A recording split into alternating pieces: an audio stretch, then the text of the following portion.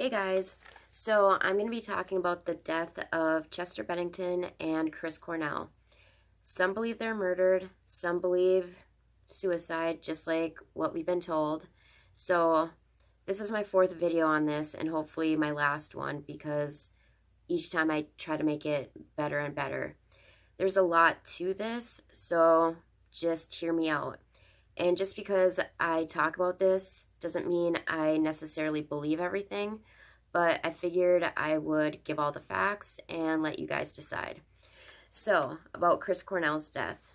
Blogger Randy Cody is among those questioning the suicide ruling. He points to perceived timeline gaps, forensic questions, and what he says are two signs that Cornell had a head wound that wasn't mentioned in autopsy reports. He references alleged Detroit police station scanner, audio in which a medic is heard saying, patient did have an exercised rubber band around his neck, suggestions of possible strangulation, trauma to the back of the head, history of depression, patient is cool to the touch in all areas at this time.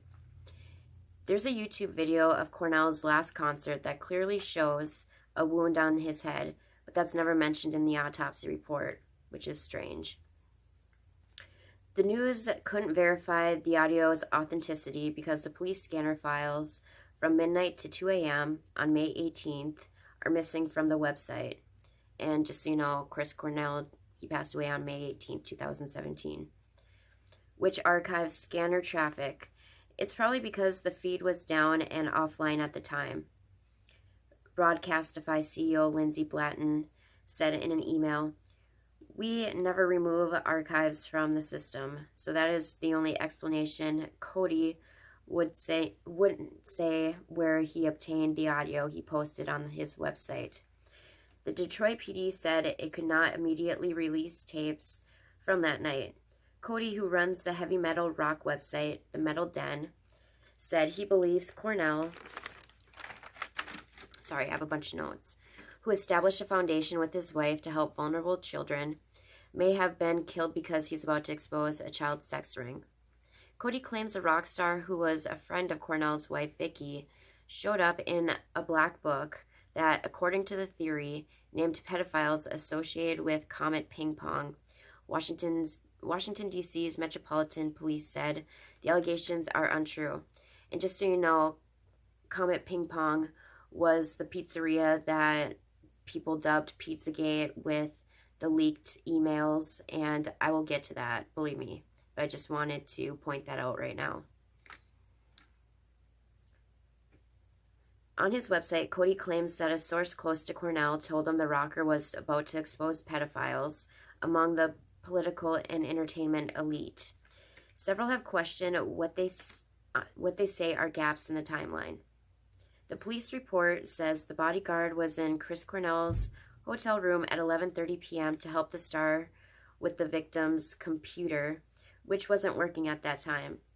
It says Vicky Cornell, Chris's wife, talked to her husband at 11:35 p.m. and alarmed by what she heard, she phoned the bodyguard to ask him to check on her husband. He told the police he went to Cornell's room at 12:15 a.m. Some question the apparent 40-minute gap between the start of Vicky's conversation with her husband and the bodyguard's welfare check at his room. After Kirsten, which is the bodyguard, reportedly kicked in the two hotel room doors, according to the police, a medic arrived at 12:56 a.m., 41 minutes after the bodyguard said he went to check on Cornell. So another gap in the timeline, like what's going on between these gaps that it's taking so long. It's just kind of weird, you know. So it's unknown how long it took Kirsten to gain entry to the room and find Cornell. Some question why it took until nearly 1 a.m. to get a medic based at MGM Grand to the scene of a dead or dying man. The police report says a medic untied red exercise band from victim's neck to begin CPR.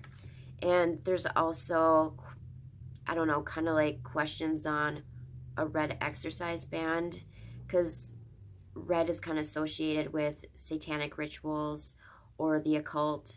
So red is very significant color in the occult. So especially if you were to like sacrifice someone, allegedly. There are questions about why the band was still around Cornell's neck when the medic arrived. Because if he took it off to give him CPR, why is it still on? That doesn't make any sense. Cody also questioned the toxicology report that said 41 nanograms per milliliter of Ativan was found in Cornell's system. According to the police report, Cornell's bodyguard said he gave the singer 2 Ativan pills. And to me, that sounds weird. Why does Cornell's bodyguard have his Ativan? I mean, can't Chris hold on to his own Ativan and take it? Why does his bodyguard have his Ativan and dispensing them to Chris? To me, that raised a red flag in my head, but that's just me. The Ativan pills that the bodyguard said he gave to Chris Cornell didn't show up in his stomach, according to the official autopsy. Only a residual therapeutic level in the system from having taken it in the previous days. So that is a pretty major discrepancy, Cody wrote in an email to the news. Assistant Wayne County Medical Examiner Theodore Brown said upon a visual examination, no pills were found in the stomach, according to his report. There's no indication in the toxicology report that Cornell's stomach was tested to determine the level of drugs there, since only the blood sample is cited. Because Cornell's wife is claiming Ativan contributed to his death, medical examiners should have checked the stomach, Cody said. Why wouldn't they? That's an important point, don't you think? And I agree, if she thinks Ativan contributed to his death, why wouldn't you check his stomach? Especially if the bodyguard claimed he dispensed 2 Ativan pills to Chris. So, Cody also questioned why the man heard in the alleged scanner audio said Cornell felt cold to the touch so quickly after dying. Cody also questions whether medics really broke so many of Cornell's ribs in efforts to resuscitate him. You mean these medics did 9 rib fractures during CPR? Cody said, I'm not buying it. Also, I find that hard to believe. When my sister and I were discussing this, she works somewhat in the medical field, and even giving CPR, you might crack or break a couple, but 9, that's excessive, in my opinion. So, now on to Chester Bennington. Chester Bennington passed away July 20th, 2017, which would have been Chris Cornell's 53rd birthday, which, really weird, right? I mean, they were friends, good friends, but it's not like they were best friends, so I always found that strange. His cause of death was also ruled as a suicide by hanging. His toxicology reports were clean, and I think it was TMZ that originally said he had ecstasy in his toxicology report, but they lied. They got a false report, and I remember Mike Shinoda tweeted them or emailed them saying, retract the statement because his toxicology report was clean. So a dresser in the room contained a prescription for generic Ambien with 1 pill broken in half. The section that says who the prescription was made out to was blacked out prior to publication. The officer also wrote that there was a glass of Corona, less than half full, as well as an empty bottle of liquor in the room where Chester was found. Also present was a journal with a biography that was handwritten but not dated. There was no suicide note. And again, with Chris Cornell, there's no suicide note either, which I always found kind of odd. I mean, these guys are great writers. You'd think that they'd leave a suicide note. Well, I would think so, but no note in either one. In the report, the coroner wrote, autopsy findings are characteristic of suicidal hanging. Fingernails were found underneath his iPhone, which is kind of gross. And Talinda, Chester's wife, said that was a habit he had when he was anxious. She said he was recently in an outpatient treatment program, and that to her knowledge, he hadn't taken antidepressants in the past year. So,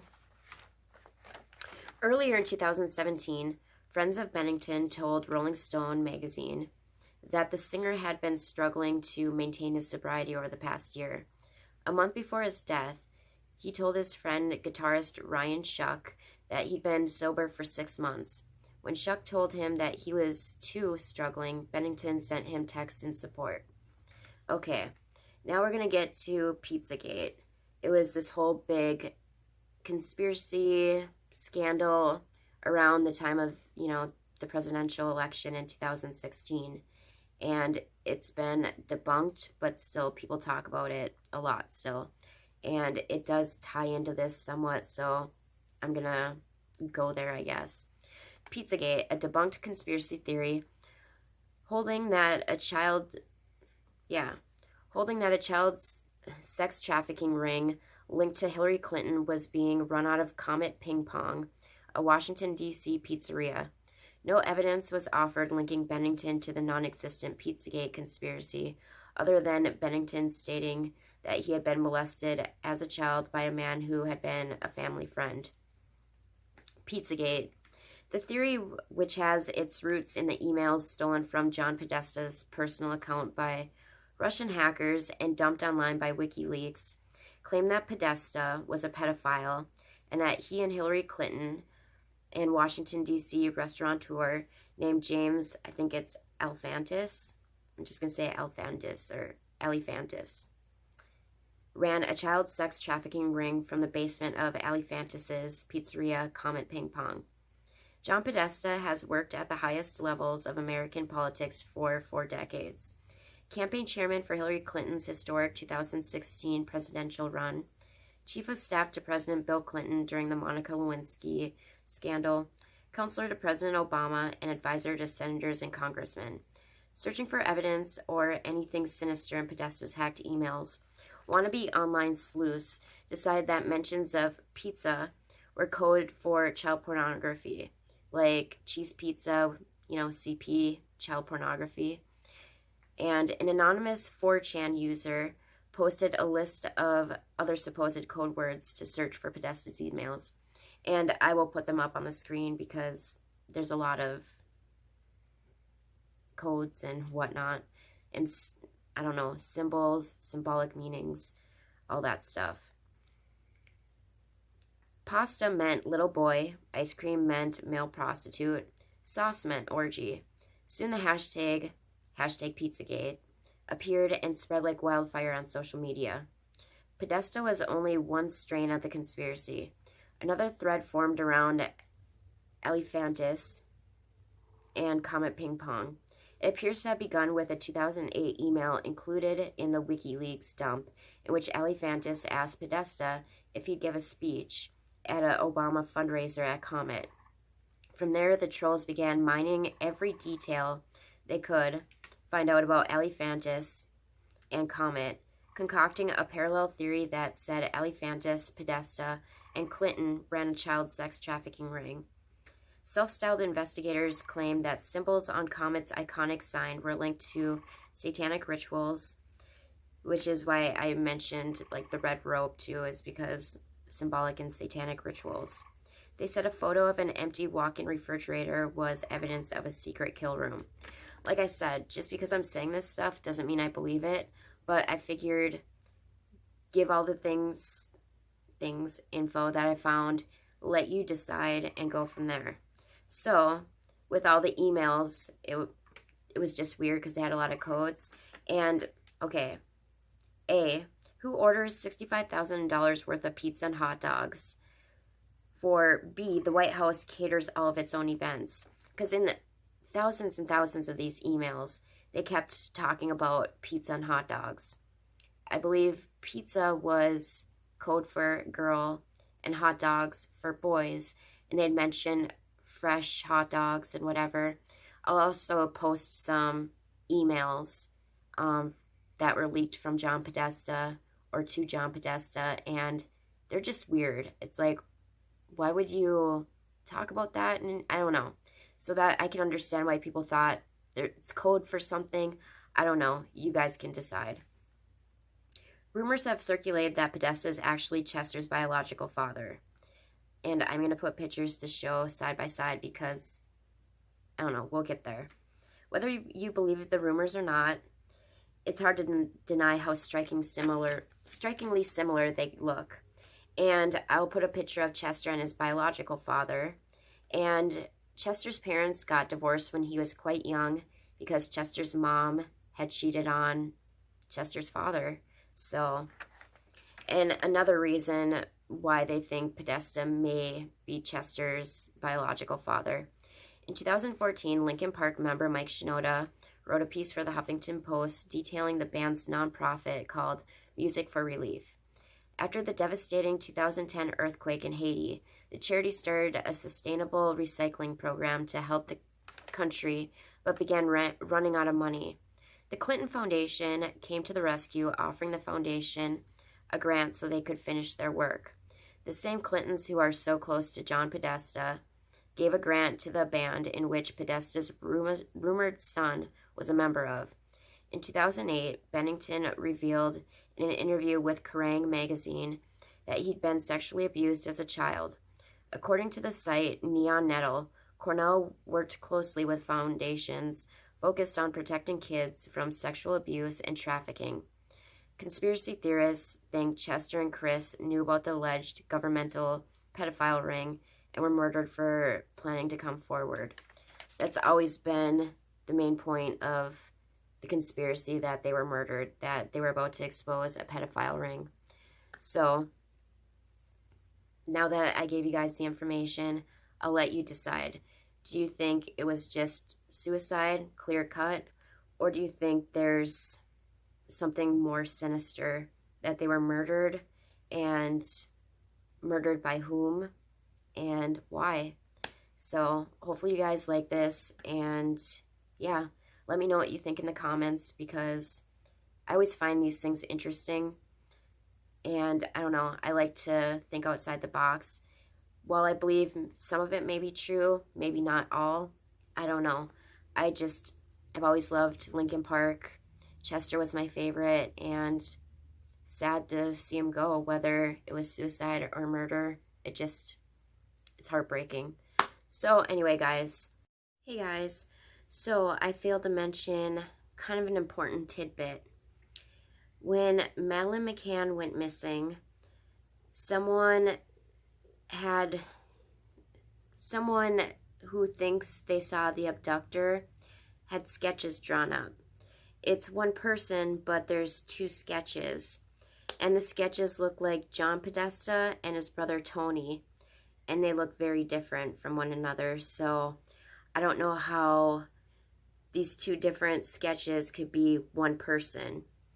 Another thing too is people believe that the Podestas were in Portugal at the time of Madeleine's disappearance. There's some reports that say, you know, they weren't in Portugal. There's some saying that they were. So I'm not sure on that one. Another thing too is the Podestas allegedly have property in Portugal, very, very close to where Madeleine was abducted, disappeared. I mean, it's not even within miles. It's closer than that. So I figured I'd throw that in there, because whether it's true or not, it's just interesting to know that, and know that little tidbit that if they are part of a pedophile ring, I don't know, there's kind of more alleged, I don't know, stuff that could, I don't know. You guys get what I'm saying? They could have allegedly done it. So, again, I'm not saying they did. I'm not saying they didn't, but it's a possibility. And I wanted to throw that in there before I edited this. So, anyway, think about that as well, because, I don't know, there is a lot of controversy surrounding that for quite some time, and I still think there is. Not quite sure. Anyway, I hope you guys have a good one. Bye.